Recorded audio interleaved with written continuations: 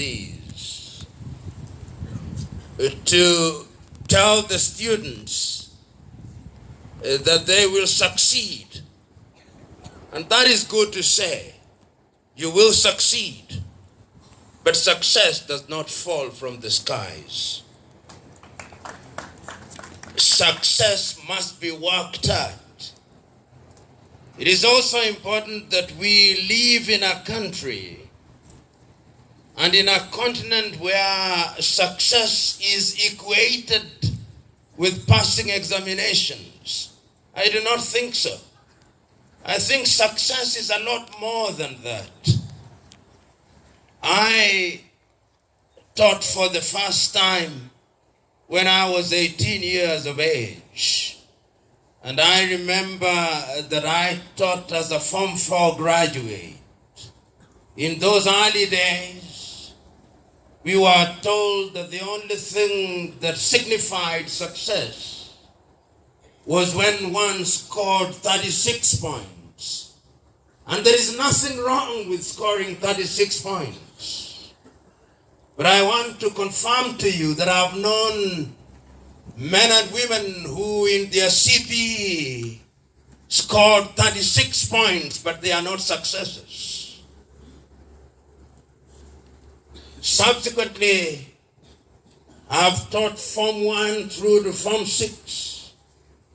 I've been a dean at a faculty of law, and until very recently in the month of March, I led the Kenya School of Law, training young lawyers. So what is success? That your parents have congregated here this morning to wish you. That the men of God have asked God to give you success. Is it true that when in the month of January, you are announced as the most successful school in the country, or that you have all scored A's, you will be successful? Perhaps. But is that the truth? Is it also true that because we have prayed for you, you will pass exams? No, not at all. Not necessarily. Because prayer without hard work is mere superstition. And I can tell you that every other school is praying in the country.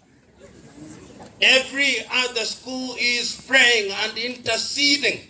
But there will be those who will fail their exams, the prayers notwithstanding. So what is success? And what must we tell you when we appear here in truth about success? I do not want to dampen your spirits, but I also want to give you what is reality. And the reality is that when we talk about success, we talk about the total quality of the person. There is a book that I commend to you. It was written in 1933 by one of the leading African-American educators, Carter G. Woodson. The book is entitled Miseducation of the Negro. Learning and acquiring knowledge is a good thing. Experience has demonstrated time without number that men and women who but for education would have languished in sorrow and lamentation had doors opened unto them, and that they can now dine, in a manner of speaking, with kings, queens, and other men of intellect. But I want to prepare you beyond the examination, because the examination you will pass. At the risk of sounding arrogant, Paulo Tula will tell you that whenever I'm invited as a guest of honor at a Thanksgiving, success is guaranteed.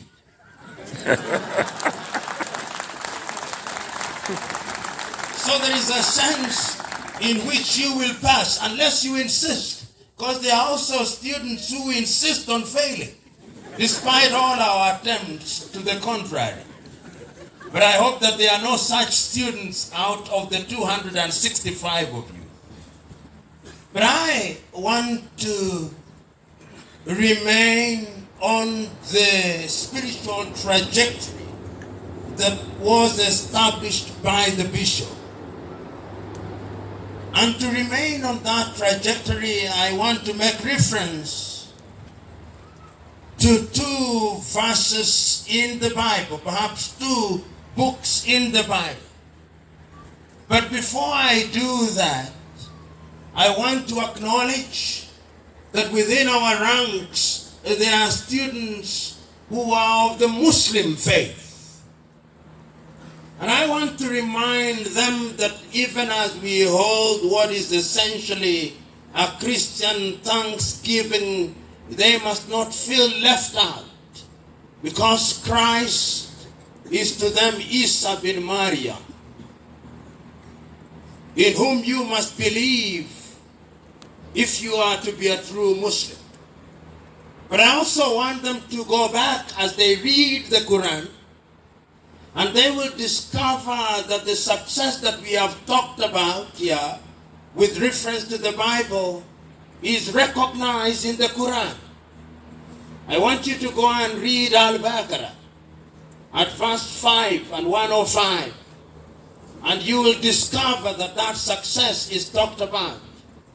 I also want you to read Al-Imran at verses 104 and 200, and you will discover that success is recognized in the Holy Quran. So do not feel left out, because Isa bin Maryam is known unto your religion and mentioned many more times than the Prophet Muhammad, peace be upon him. The verses that I want to refer to in the Bible are to be found in the book of Matthew. It is a story that we all know about. The story when Christ curses the fig tree. And the story is told that he passed along the road and he saw this fig tree and it bore no fruits and he cursed it. That is in verse number 18. And in verse number 19 through to 20 we are told that his disciples then wondered what kind of a man this was. And in verse number 21, which is my point of reference, he said, even you, if you believe, you can tell this mountain to move and it shall move. The question that I'm posing to you, do you truly believe that you will pass your examination? Do you truly believe that you have the intellectual wherewithal to pass your examinations? If you do, then let it be done. But there is another verse which I thought that the bishop would have used in talking about your success, and I'm very happy that you did not, because then I would have had nothing to say. This is the story that is very well known to us. The story that is recorded in the book of Daniel. And I want you to read through chapter 1, skip chapter 2, and go into the 3rd chapter. I'll retell the story briefly, if only to lay a foundation for what it is that I want to share with you, young men. We are told that in the 3rd year of King Joachim, the Babylonians captured Judea, and that Nebuchadnezzar became the king, and that he asked one of his chief eunuchs, Ashpenaz, and he asked him to go into the house of Judah and select from within their ranks intelligent young men who had knowledge in all the arts and in all the science. And we are then told that he selected Daniel, that he selected Ananias, that he selected Mishael and selected Azariah, and that they were brought to the king's palace. And when they had been brought to the king's palace, their names were changed to Belshazzar, Shadrach, Meshach, and Abednego. And all of us perhaps know them by those names, Shadrach, Meshach, and Abednego. But then something happened, that there was an instruction given by the king that these students should share the food that was from the king's palace. But Daniel said one thing: I shall not defile my body. He therefore prevailed upon the head of the king's palace, perhaps the butler, that they be allowed to partake of food that had not been sacrificed to the idols. And then we are told reluctantly he agreed upon a promise by Daniel that after 10 days he would look at each one of them and would determine whether they looked frail. But we are told after 10 days they were better than the rest of them. And then the story tells us that after they had stayed at that particular training, which I may call for purposes of drama, the University of Nebuchadnezzar, they were then subjected to a test in the sciences and the arts. And we were told that they were 10 times better than everybody else. Assuming that this is the University of Nebuchadnezzar, and that you too have been subjected to the training that is necessary and required, my appeal to you is that you must remember that the only guarantor for success is hard work. As I said at the very outset, prayers in and of themselves without accompanying hard work will never yield any results. If indeed you look at the Bible, which has been a point of reference, throughout the ages it has always been demonstrated that God uses what we have. And the good bishop will tell you here, God is not in the business of abracadabra. God is in the business of using what we have. It is using the resources that we have. And that is why I have no doubt in my mind that education that you have acquired over the years puts you in a good place. You are in a good institution. But you must remember that education is merely a foundation stone upon which you build your lifestyle. Going forward, the question that you must ask, what is the kind of education that you have had here? Does it prepare you for the real world? And that is what takes me to chapter 3 of the book of Daniel. Because we are told that when Shadrach, Meshach, and Abednego and Daniel had excelled in the manner that they did, then they served in the court of King Nebuchadnezzar. But there are people who did not like it, and they prevailed upon Nebuchadnezzar to erect in that land of the Chaldees a statue which we are told was 90 cubit tall and 90 cubit wide.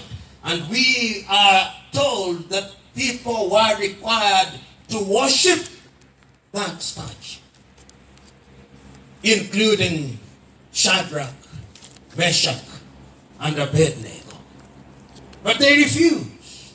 And the king summoned them and told them that if you do not worship this idol, we will subject you to fire.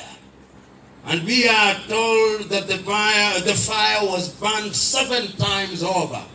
And that when they had been bound and the strong men threw them into the fire, they themselves were consumed without getting into the fire. But after a while, the story tells us that Nebuchadnezzar looked at the fire and he saw the men who were bound walking freely. And in their midst there was a fourth man. And the Bible records that he looked like the son of the gods. And he went and called unto them, Shadrach, Meshach, and Abednego, come forth. And the Bible tells us that he set them apart and said that their God was God. Today, we are setting you into the fire and furnace of examination. The question is, will you emerge? Will the Kenya National Examination Council call you out and say, overcomers, come forth? Or you shall be consumed by the fire of examination, so that we'll write your academic obituaries. Will we celebrate you? When I look at your faces, I have no doubt that we shall celebrate you. Because there is nothing that succeeds like success. And you have in your chief principal, Mr. Paul Otula, a man whom success follows like a tail. And I can guarantee you that he has brought success, and that the recipe for success is leadership and young men and women who are prepared and dedicated to hard work. I have no doubt in my mind that you will succeed. But I want to conclude with a story which I'm now in the habit of giving everywhere I go, particularly to young people, because it tells the story that I want to tell. As you study, there are many distractions. There are things that compete for your attention. But as was said, is it by the chair of the PTA, as is recorded in the book of Ecclesiastes, there is a time for everything. This is the time to read. This is the time to prepare for the future. As they say in Kiswahili, safari ya Ijumaa utayarishwa Alhamis. This is your Alhamisi, jitayarisheni kwa safari ya Ijumaa. And I have no doubt that you will succeed. But this is the story that I want to tell. It is a story that I'm repeating for a man that I respect, and I had the privilege of working with shortly on a particular matter, the former president of Tanzania, Mwalimu Julius Kambarage Nyerere. Just this morning, somebody sent me a message that he gave in 1995, and he said in Kiswahili, hakuna umaskini mbaya kama umaskini wa kukosa fikira na adabu.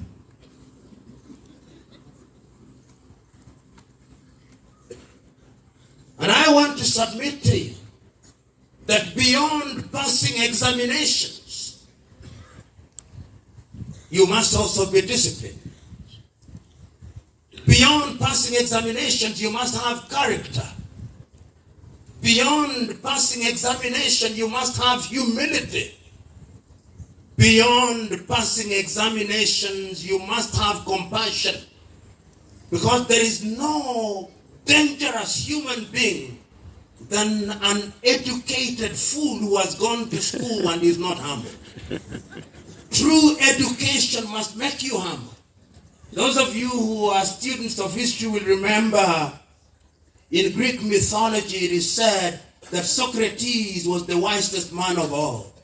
And he said that the reason why he is said to have been the wisest man of all is that one of the gods of Greek, the oracle of Apollo, wanted to know who was wisest in Greece, and he sent out the oracle to walk through Greece. And he met many great men, Sophocles, Aristophanes, and they all said they were great. But when they went to Socrates, when Socrates was asked, what do you know? He said, the only thing that I know is that I know nothing. And for that declaration, the oracle said he was the wisest man that ever lived in Greece. Do you know anything, you young men? The day you discover that you know nothing, that is the day that you become wise. Because the more you know, the more you discover that you do not know. And I commend to you, go and get all those A's. But always remember one thing. The true test of real learning is humility. That is the true test. If you are humble, you will be great. But let me conclude with my story, which will be told in Kiswahili. Mnaelewa Kiswahili vizuri? Nizungumze Kiswahili. Sasa hadithi hii si hadithi yangu. Hadithi hii inaisimua kwa kuiazima kutoka kwa Mwalimu Nyerere. Na alichosema pia naye amesema aliazima kutoka katika kabila lake, wazee wa jadi. Anasema ya kwamba katika kijiji chao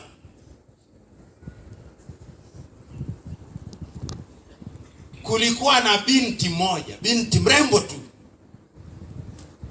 Na huyu binti alikuwa anaishi kilimani, juu kabisa, kilimani kabisa. Na huyu binti alikuwa ni binti aliyekuwa na nyungu ya uwerevu. Ukinywa tu kutoka katika nyungu ile, basi unaerevuka.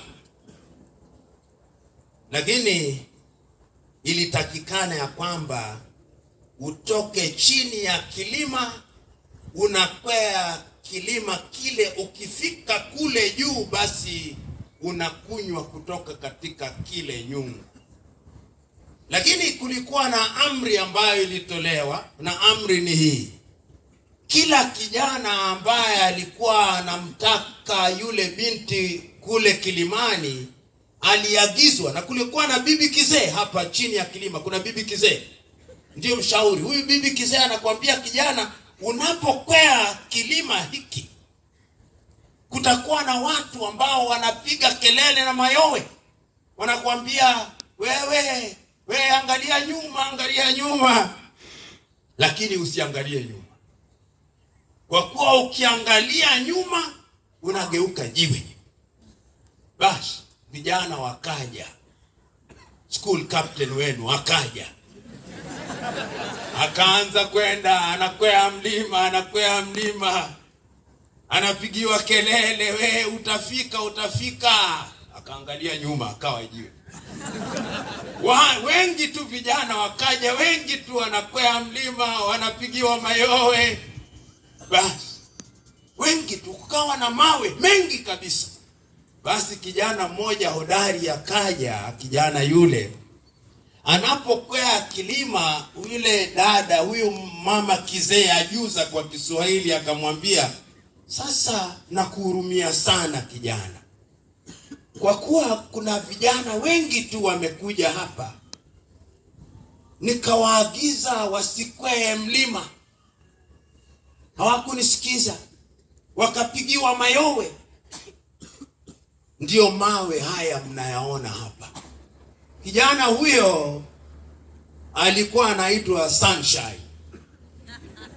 Basi kijana akasema, mama, yule binti mimi lazima nifike kule kilimani ninywe kutoka katika nyungu hii, ili niwe mwerevu, ili nipevuke. Kijana akaanza kukwea mlima, akakwea mlima, wanampigia mayowe, lakini hatimaye akafika kileleni, akachukua nyungu, akakinywa, akawa mwerevu mno. Akaambiwa, na sasa tunaomba uulize kitu kimoja tu. Akasema, hebu waregeshee uhai hawa waliogeuka mawe. Akachukua kile nyungu, akawanyunyizia, wakageuka, wakawa watu, lakini wakampata yule kijana yuko kule kileleni. Ndivyo mtakavyokuwa mwezi wa Januari mwaka kesho.